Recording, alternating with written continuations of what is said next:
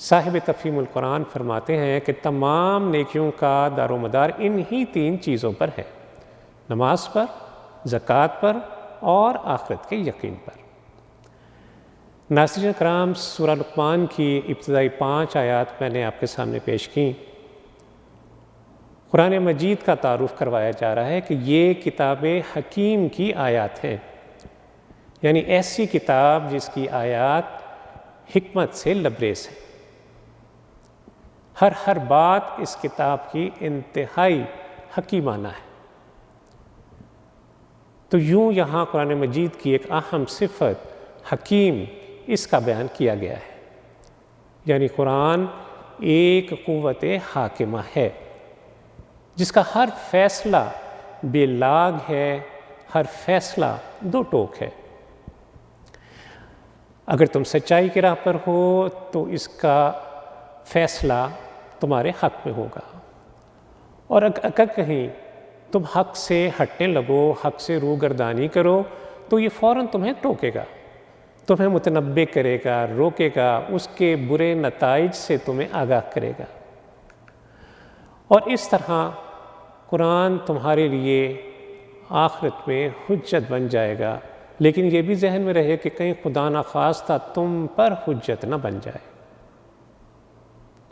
وَالْقُرْآنُ حُجَّةٌ لَكَ أَوْ عَلَيْكَ، کہ یہ قرآن روز قیامت تیرے حق میں گواہی دے گا یا تیرے خلاف گواہی دے گا۔ تو بھائیوں، قرآن براہ راست اللہ عز و جل کی طرف سے ایک ایسی کتاب ہے جو رہنمائی کرتی ہے، اور اللہ کی طرف سے بندوں کے لیے ایک عظیم رحمت ہے، عظیم ہدایت ہے۔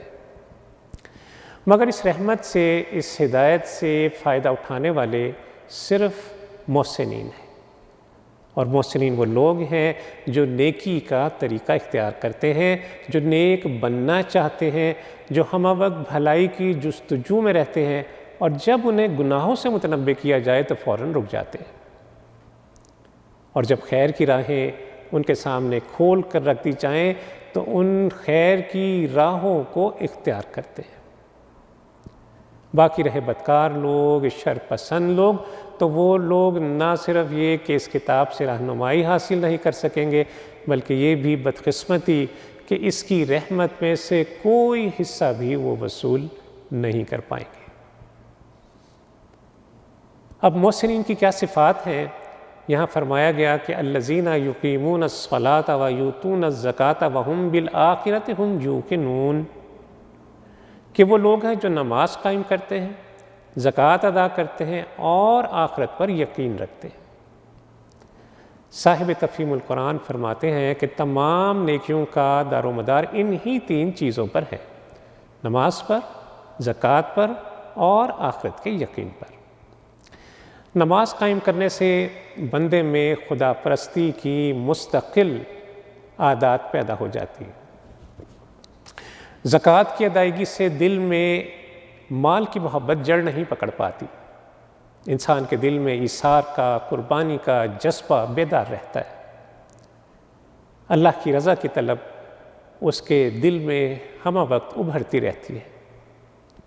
اور آخری بات کہ آخرت، اس پر یقین رکھنا، ذمہ داری کا، جواب دہی کا ایک مستقل احساس بندے میں پیدا کیے رکھتا ہے، اور یہ انسان کو اس آگہی اس پر پہنچاتا ہے کہ انسان اس دنیا میں خود مختار نہیں ہے، کسی آقا کا غلام ہے، اور اس آقا نے اپنے غلام کے لیے زندگی گزارنے کی چند حدود، چند قیود مقرر کر رکھی ہیں، اور جن کو شریعت کہا جاتا ہے، اور غلام کے لیے لازم ہے کہ وہ اپنی زندگی شریعت کے دائروں میں رہتے ہوئے گزارے۔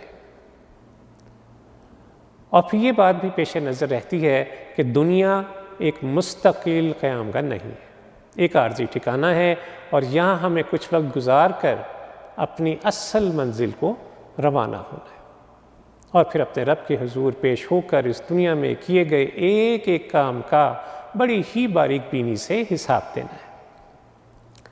ان 3 خصوصیات کی وجہ سے محسنین کے نفس میں ایک مستقل نظام فکر پیدا ہو جاتا ہے، نظام اخلاق پیدا ہو جاتا ہے۔ اور اس نظام کے تحت اس سے نیکیوں کا استار ایک باقاعدہ ضابطے کے تحت ہوتا چلا جاتا ہے، اور اگر کبھی گناہ سرزد ہو جائے تو محض ایک حادثہ کے طور پر ہوتا ہے۔ ایسے ہی لوگوں کے لیے فلاح ہے۔ اللہ عز و جل سے دعا ہے کہ ہمارا شمار بھی اپنے محسنین میں فرمائے، ہمیں یہ تینوں مومنانہ صفات عطا فرمائے، ہماری دنیاوی زندگی اس کے احکامات کے، اس کے فرامین کے تحت بسر ہو، تاکہ ہم آخرت میں سرخروئی حاصل کر سکیں۔ وصلی اللہ تعالیٰ علی خیر خلقہ محمد وعلی آلہ وصحبہ وسلم۔ اللہم صلی علی سیدنا محمد وعلی آلہ وصحبہ